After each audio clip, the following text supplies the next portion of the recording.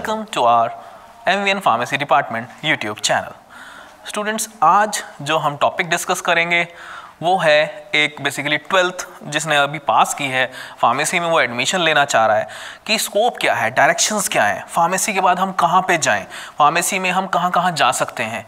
तो ultimately matter क्या करता है वो सारी चीज़ें आज मैं डिस्कस करूँगा, क्योंकि जब हम 12th कर लेते हैं, 12th के बाद हमने एडमिशन ले लिया या फिर एडमिशन से पहले हमारे माइंड में बहुत सारी चीज़ें घूमती हैं, हम एक चौराहे पे आके खड़े हो जाते हैं कि हमारा आगे क्या होगा। तो हमें एक ऐसे कोर्स का सिलेक्शन करना है जिसके अंदर बहुत ज़्यादा पोटेंशियल हो।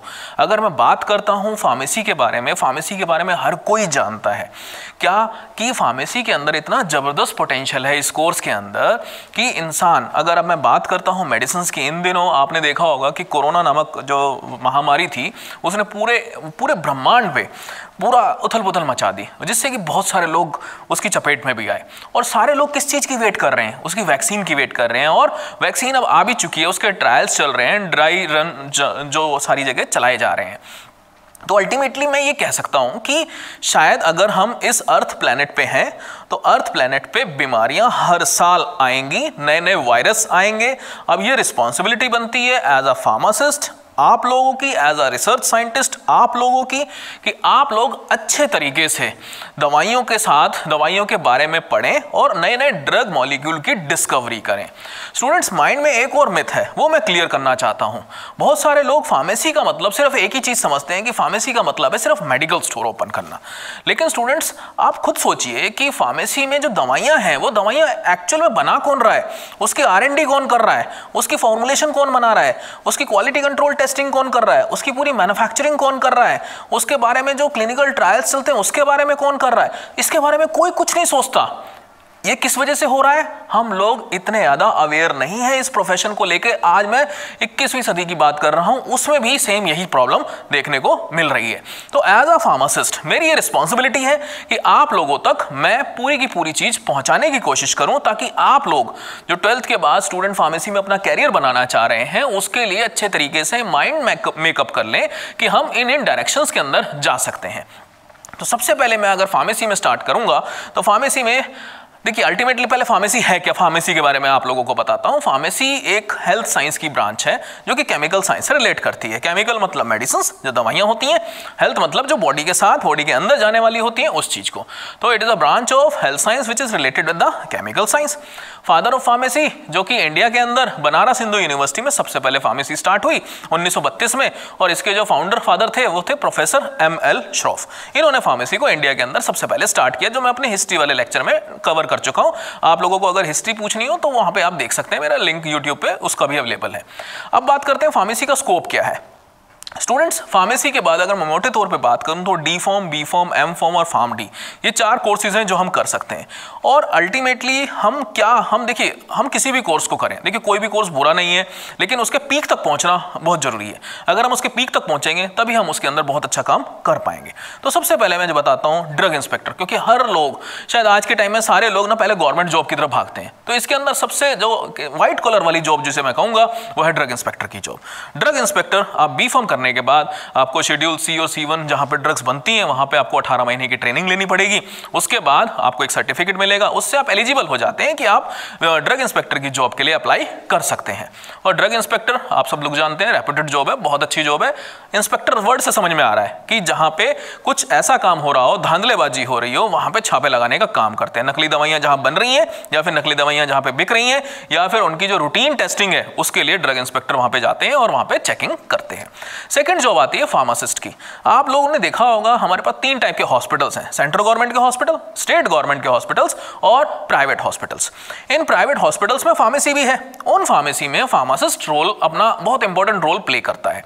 और सेंट्रल गवर्नमेंट के हॉस्पिटल में एंट्री कैसे पाई जाती है? आपने डिप्लोमा किया है या फिर आपने डिग्री की है तो आप सेंट्रल गवर्नमेंट के हॉस्पिटल जैसे कि एम्स हो गया, सफदरजंग हो गया, तो यहाँ पे आप टेस्ट होगा, टेस्ट के बाद फॉलोड बाय एन इंटरव्यू और आपका वहां पे सिलेक्शन हो जाएगा। सेकंड जो है स्टेट गवर्नमेंट के हॉस्पिटल्स, स्टेट गवर्नमेंट के हॉस्पिटल्स के लिए भी आपको टेस्ट देना पड़ेगा और फॉलोड बाय इंटरव्यू। गवर्नमेंट का जो पे स्केल है उसके अनुसार आपको सैलरी उसमें मिलेगी। तीसरी जॉब जो है प्राइवेट हॉस्पिटल्स। प्राइवेट हॉस्पिटल सबसे लोग जानते हैं, जैसे कि अपोलो हो गया, मैक्स हो गया, फोर्टिस हो गया, ये कुछ मेजर मैंने नाम लिए हॉस्पिटल्स के। इनके अंदर भी फार्मासिस्ट की वैकेंसीज रहती हैं और वहां पे आपको पर्सनल इंटरव्यू के थ्रू आपका सिलेक्शन हो जाता है। तो ये दो जो मैंने आपको बताई है, इसमें खास तौर पे जो सेकंड जो ऑप्शन है फार्मासिस्ट की जॉब, अगर मैं स्पेशली सेंट्रल गवर्नमेंट के और स्टेट गवर्नमेंट के जो हॉस्पिटल्स हैं, गर्ल्स के लिए सबसे बेहतरीन जॉब है, क्योंकि इसकी जो टाइमिंग है 10 से 2 की रहती है। आप किसी भी गवर्नमेंट उसमें डिस्पेंसरी में आप जाइए, 10 से 2 बजे तक रहता है। तो गर्ल्स को मैं, जितनी भी गर्ल्स अगर मुझे सुन पा रही हैं, तो मैं आप सब लोगों को बताना चाहता हूं कि आप अपना डी फॉर्म या फिर बी फॉर्म जो भी कुछ करें, उसके बाद आप इस जॉब के लिए जरूर प्रिपेयर करें। आप एग्जाम के लिए अच्छे से तैयारी करें, आप लोगों का सिलेक्शन हो जाएगा और सिलेक्शन के बाद बहुत अच्छे से आप इस टाइम को भी मैनेज कर सकते हैं, क्योंकि आफ्टर मैरिज बहुत सारी चीजें सोचनी होती हैं कि हमारी जॉब हो पाएगी या नहीं हो पाएगी, लेकिन 10 से 2 तक की जॉब करने में कोई भी दिक्कत आपको नहीं आने वाली। नेक्स्ट अगर मैं बात करता हूं फार्मास्यूटिकल इंडस्ट्री में, जैसे कि मैंने बात की थी कि फार्मेसी का मतलब खाली मेडिकल स्टोर नहीं है। फार्मास्यूटिकल इंडस्ट्री में भी हमारे पास बहुत सारी ऑप्शंस हैं। वो ऑप्शंस क्या है? सबसे पहले देखिए, मॉलिक्यूल्स की डिस्कवरी होती है। डिस्कवरी, हम कोई भी नया मॉलिक्यूल डिस्कवर करते हैं तो वो पार्ट होता है रिसर्च एंड डेवलपमेंट का। तो आफ्टर एमफॉर्म और आफ्टर पीएचडी आप R&Ds के अंदर जा सकते हैं। वहाँ पे इनिशियली आप रिसर्च असिस्टेंट लगेंगे, फिर रिसर्च एसोसिएट लगेंगे, फिर धीरे धीरे सीनियर साइंटिस्ट और ऐसी आपको पोस्ट मिलती जाती हैं। तो सबसे पहले क्या हुई? मॉलिक्यूल की डिस्कवरी हुई। मॉलिक्यूल की डिस्कवरी किसका पार्ट है? रिसर्च एंड डेवलपमेंट का, R&D का। नेक्स्ट जो पार्ट आता है F&D, फॉर्मुलेशन एंड डेवलपमेंट। अब मॉलिक्यूल की डिस्कवरी हो गई, उसको किसी डोसेज फॉर्म में कन्वर्ट करना है। अब आप कहेंगे डोसेज फॉर्म क्या होता है? सिंपल सी भाषा में समझाता हूँ। टैबलेट बनाना है, कैप्सूल बनाना है, सिरप बनाना है, ऑइंटमेंट बनाना है, इंजेक्शन बनाना है। ये किस में बनाना सीखेंगे हम? ये हमारा फॉर्मुलेशन एंड डेवलपमेंट वाला पार्ट है। यहाँ पे आप देख सकते हैं इस वाले पार्ट के अंदर हम, ये अलग से F&D का सेक्शन रहता है जिसके अंदर हम उसकी फॉर्मुलेशन बनाते हैं। नेक्स्ट आता है हमारा प्रोडक्शन डिपार्टमेंट। अब वहां पे एक मॉलिक्यूल डिजाइन हो चुका है, हमें उसका क्या फॉर्मूला बनाना है वो भी डिजाइन सब कुछ हो चुका है। अब प्रोडक्शन होनी है, प्रोडक्शन लाखों में होनी है, करोड़ों में होनी है, क्योंकि आप लोग आबादी जानते हैं इंडिया की कितनी है। और खाली इंडिया तक ही सीमित नहीं है हमारा व्यापार, हमारे बाहर भी जाती है मेडिसिन।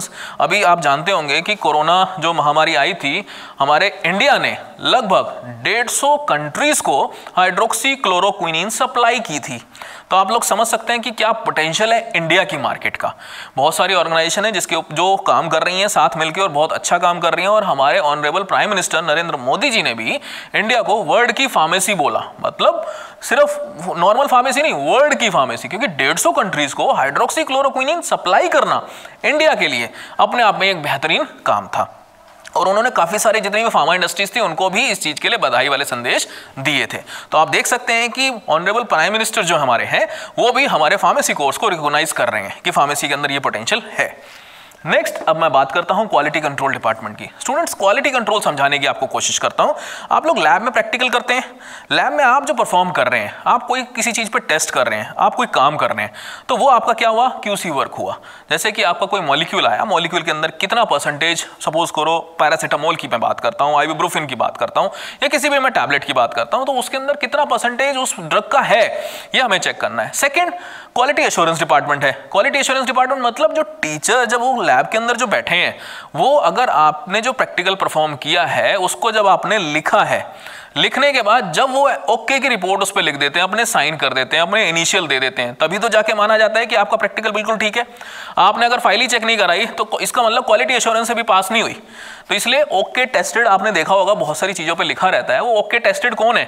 वो QA है, क्वालिटी एश्योरेंस मैनेजर। उस पर स्टैंप लगाएगा कि मेरी तरफ से इंश्योर हो गया। अब ये रिस्पॉन्सिबिलिटी QA की शिफ्ट हो गई है। QC ने QA के ऊपर पास भेजी और QA ने भी उसको पास कर दिया, तो इसका मतलब अब मार्केट में वो ड्रग पहुंच सकती है। नेक्स्ट आता है हमारा पैकेजिंग डिपार्टमेंट। स्टूडेंट्स, ये भी अपने आप में एक बहुत बड़ी साइंस है। तो पैकेजिंग डिपार्टमेंट भी आजकल बड़े सारे स्टूडेंट्स एब्जॉर्ब हो रहे हैं और बहुत अच्छे तरीके से वहां पे भी काम कर रहे हैं। तो हम कहाँ का इंडस्ट्री में? रिसर्च एंड डेवलपमेंट है, फॉर्मुलेशन एंड डेवलपमेंट है, प्रोडक्शन डिपार्टमेंट है, क्वालिटी कंट्रोल डिपार्टमेंट है, क्वालिटी एश्योरेंस डिपार्टमेंट है और पैकेजिंग डिपार्टमेंट है। स्टूडेंट्स, ये जितनी भी सारी चीजें मैं बता रहा हूँ, आप लोगों को देखिए, आप 12th के बाद फार्मेसी में क्या कैरियर बना सकते हैं, कहाँ पे जा सकते हैं, वो है। अभी इंडस्ट्रीज के अंदर और बहुत सारे पार्ट्स रहते हैं और बहुत सारे स्कोप्स हैं, वो मैं अगर कवर करने जाऊंगा शायद आज का सेशन बिल्कुल मतलब टाइम ही नहीं बचेगा मेरे पास। मैं मेजर आपको बता रहा हूं जहां पे हमको एम्फेसिस करना है। नेक्स्ट आते हैं हम टीचिंग। देखिए, ये एक ऐसा प्रोफेशन है, मैंने जितनी भी चीजों की बात की है, शायद 60 का एक बैच होता है या फिर 100 का, डिपेंड करता है आपने कितनी सीट्स ले रखी हैं, तो उसी में से ही कोई R&D में जाएगा, उसी में से कोई F&D में जाएगा, उसी में से कोई प्रोडक्शन में जाएगा, क्वालिटी कंट्रोल में जाएगा। मतलब एक टीचिंग ही एक ऐसा पार्ट है, वो 60 की क्लास एक ऐसा पार्ट है जो सारी चीज़ों को डिसाइड करती है। वो किसके थ्रू होगी? वो एक टीचिंग के थ्रू होगी। Teaching is a very noble profession. और इस प्रोफेशन की बात करूँ तो हमारे पास B फॉर्म, D फॉर्म और M फॉर्म, ये 3 रहते हैं। हम इन 3 कोर्सेज को करते हैं।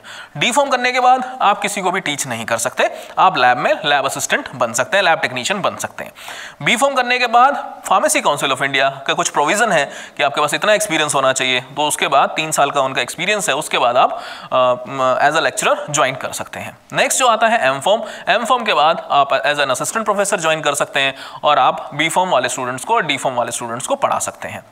और आप जब मास्टर्स, आपने जब PhD भी साथ में कर ली, तो आप स्टूडेंट्स को गाइड भी कर सकते हैं। आप एज अ गाइड, मतलब अपने जितने भी स्कॉलर्स होंगे उनको गाइड करेंगे, प्लस M फॉर्म वाले स्टूडेंट्स को भी आप पढ़ा सकते हैं। M pharm with higher experience, वो भी M फॉर्म वाले बच्चों को पढ़ा सकते हैं। तो M फॉर्म, B फॉर्म और PhD, ये तीनों चीज़ें बहुत ज़रूरी हैं अगर आपको टीचर बनना है। नेक्स्ट आता है फार्माकोविजिलेंस। मैं फार्माकोविजिलेंस की अगर मैं बात करूं तो इसको मैं दूसरी भाषा में बोलूँगा ड्रग सेफ्टी। ड्रग सेफ्टी के बारे में यहाँ पे हम जब जॉब करते हैं तो इसको हम बोलते हैं ड्रग सेफ्टी एसोसिएट। यहाँ पे जो हमारी डेजिग्नेशन मिलती है, हमें क्या करना है? देखिए नाम से समझ में आ रहा है, फार्माकोविजिलेंस। विजिलेंस मतलब टू कीप एन आई, किसके ऊपर? साइड इफेक्ट्स के ऊपर। ड्रग के जो साइड इफेक्ट्स हैं उसके बारे में पूरी जांच पड़ताल इस डिपार्टमेंट के अंदर की जाती है। It is just like a KPO, knowledge processing outsourcing. आप सब लोग जानते हैं कि ये जो मैं फार्माकोविजिलेंस की जो बात कर रहा हूँ, आज के टाइम में बहुत सारे लोग इस सेक्टर में जा रहे हैं क्योंकि यहाँ पे हमें सैलरी बहुत अच्छी खासी मिल जाती है। उसका रीजन क्या है मैं आपको बताता हूँ।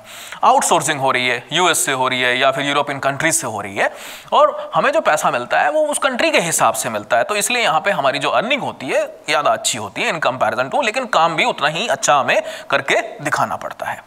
नेक्स्ट आता है हमारा regulatory affairs. Students, regulatory affairs के बारे में मैं थोड़ा सा आपको बताना चाहता हूँ। It is a import and export.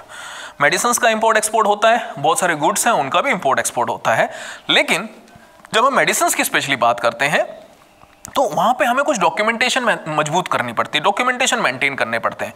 हमें सपोज करो ब्राज़ील के लिए काम करना है, हमें इथोपिया के लिए काम करना है, या फिर हमें किसी दूसरी कंट्री के लिए काम करना है, तो हर कंट्री की अपनी गाइडलाइंस हैं, अपनी स्पेसिफिकेशंस हैं, अपनी कुछ एजेंसीज हैं। जैसे मैं इंडिया की बात करूँ तो इंडिया में ड्रग जो अप्रूवल अथॉरिटी है वो CDSCO है। हमें क्या करना पड़ता है? Central drug standard control organisation के पास अपना अप्रूवल के लिए भेजना पड़ता है। ऐसे ही डिफरेंट कंट्रीज, जैसे कि ऑस्ट्रेलिया हो गया, अलग अलग कंट्रीज में हमें पहले अप्रूवल के लिए वहाँ पे कागज भेजने पड़ते हैं। वहाँ से जब अप्रूवल मिलता है तब जाके हम काम कर पाते हैं। और ये जो जॉब है, मैं फार्माकोविजिलेंस की बात करूंगा और रेगुलेटरी अफेयर्स की बात करूंगा, यहाँ पे सिटिंग जॉब है। आपको ऑफिस में बैठना है, आपको PC मिलेगा और आपके पास प्रेजेंटेशंस होंगी, वो सारी की सारी मर्ज करनी है। तो जो गर्ल्स हैं, गर्ल्स इस वाली जॉब के अंदर भी ट्राई कर सकती हैं और बहुत अच्छा इसके अंदर आप कमा भी सकते हैं। फिर आते हैं medical coding and medical summarising. तो ये भी आजकल के इमर्जिंग सेक्टर्स हैं, medical coding and medical summarising. Coding क्या है? बेसिकली जो डिसीज है, आप लोगों को मैं पुराने जमाने में लेके चलता हूँ। आई होप आप लोग नहीं जानते होंगे, लेकिन आपके पेरेंट्स को पता होगा इसके बारे में। शॉर्ट हैंड, बहुत सारे लोग जो सीनियर होते थे वो अपने जो PA रखते थे, तो एक शॉर्ट हैंड का कोर्स वो जिसने कर रखा होता था वो होता था। जैसे डिक्टेशन दे रहे हैं, सपोज करो किसी बॉस ने अपने PA को बोला कि आपको मैं डिक्टेशन दे रहा हूँ, उसको फटाफट आप लिखिए। अब क्या है कि बहुत सारे सेंटेंस हैं, बहुत सारा बोले जा रहे हैं, तो इतने सारा कैसे नोट करेंगे? तो वो शॉर्ट हैंड्स होते थे, मतलब कुछ कोड्स होते थे, वो कोड्स में लिखते थे। सिंपल ऐसे ही कोडिंग में क्या है, नाम से समझ में आ रहा है, कोड दिया जाएगा एक पर्टिकुलर डिसीज को, तो वहाँ पे कोडिंग होती है। उस कोडिंग के माध्यम से वो सारी की सारी चीज़ें समझते हैं। और यहाँ के अंदर, इसके अंदर भी एक इसका एग्जाम भी होता है, वो एग्जाम आप क्वालिफाई कर लेते हैं तो सर्टिफाइड मेडिकल कोडर आप बन जाते हैं।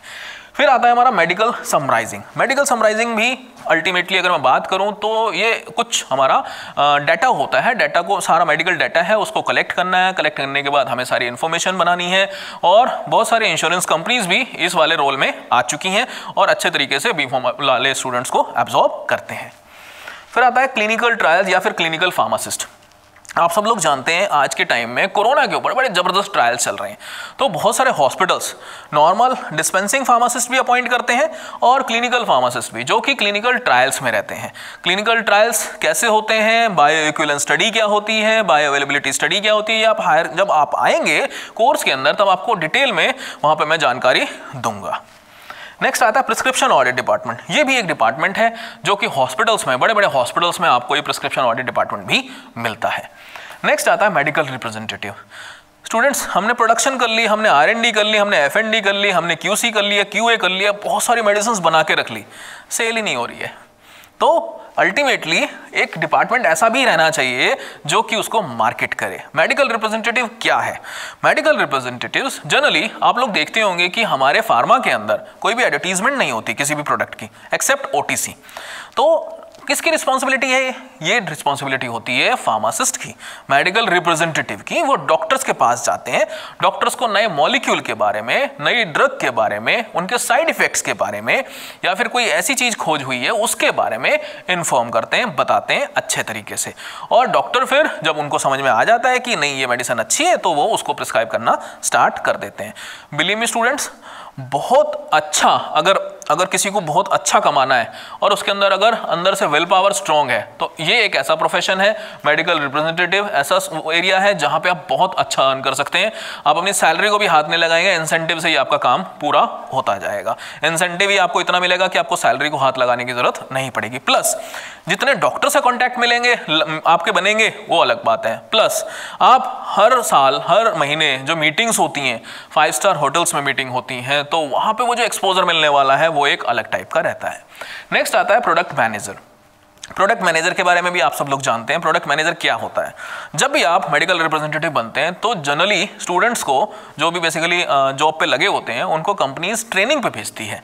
उन ट्रेनिंग वहाँ पे है, जो ट्रेनर हैं वो ट्रेनर कौन होते हैं? जनरली प्रोडक्ट मैनेजर जो होते हैं वो मेडिकल रिप्रेजेंटेटिव को ट्रेनिंग देते हैं अबाउट द प्रोडक्ट। पूरा का पूरा सिखाते हैं कि आपको कैसे डॉक्टर के पास जाना है, क्या लिटरेचर होना चाहिए, उसके जितने भी मैनुअल्स होते हैं वो सारा का सारा रेडी जो करने का काम होता है वो किनका होता है? प्रोडक्ट मैनेजर का।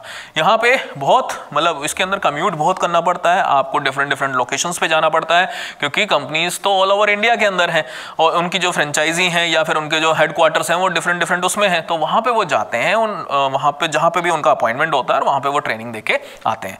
तो स्टूडेंट्स, ये कुछ मैंने आपको ब्रॉड एरियाज बताए हैं। इसके अलावा और बहुत सारे एरियाज हैं जहां पे आप जा सकते हैं। जैसे मैंने आपको ड्रग रेगुलेटरी डिपार्टमेंट बताया, CDSCO में भी बहुत अच्छी अच्छी जॉब्स हैं, central drug standard control organisation.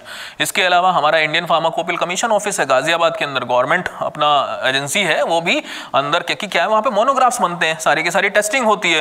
तो लेटेस्ट से लेटेस्ट इंस्ट्रूमेंट वहां पे प्रेजेंट है और वहां पे उनको चलाने के लिए कौन चाहिए? एक ऐसा बंदा चाहिए जिसको ड्रग की नॉलेज हो। तो वहां पे भी अपॉइंटमेंट होता है, फार्माकोविजिलेंस डिपार्टमेंट उनका अलग से, वहां पे भी अपॉइंटमेंट होता है। तो ऐसे बहुत सारे एरियाज हैं। तो मेरी आप सब लोगों से सिर्फ यही वो है कि आप इस वीडियो को केयरफुली देखें और B.Pharm का जो स्कोप है वो समझने की कोशिश करें। अभी इसके अंदर मैंने 2 चीज नहीं बताई। पहली रिटेल शॉप आप ओपन कर सकते हैं। क्यों? क्योंकि मैं माइंड से वो सारी चीजें हटाना चाहता हूं कि फार्मेसी सिर्फ इसका मतलब है सिर्फ रिटेल शॉप। और इसके अलावा आप अपनी मैन्युफैक्चरिंग कंपनी भी खोल सकते हैं अगर आपके पास B.Pharm है। तो B.Pharm करने के बाद आप मैन्युफैक्चरिंग लाइसेंस के लिए भी अप्लाई कर सकते हैं। रिटेल शॉप और ये जो सारा रिटेल शॉप जो मेन है ये सिर्फ एंड का एक एरिया है। जब आप इन केस यहाँ कहीं से भी अब्जॉर्ब नहीं हो पाते हैं तो आप अपनी रिटेल शॉप ओपन कर लीजिए। किसने मना किया है? वो भी अपने आप में एक एंटरप्रेन्योरशिप। देखिए, अगर मैं बात करता हूँ फार्मेसी कोर्स की, इकलौता मात्र एक ऐसा कोर्स है जो शायद एंटरप्रेन्योर बना रहा है, आपको खुद का बिजनेसमैन बना रहा है, बहुत अच्छे तरीके से बना रहा है। तो आई होप स्टूडेंट्स आप सब लोगों को स्कोप ऑफ फार्मेसी समझ में आ गया होगा। इन केस फिर भी कोई अगर डाउट है तो आप नीचे कमेंट बॉक्स में कमेंट लिख सकते हैं। मैं आपकी सारी प्रॉब्लम्स वहां से भी सॉल्व करने की पूरी कोशिश करूंगा। Thank you so much students.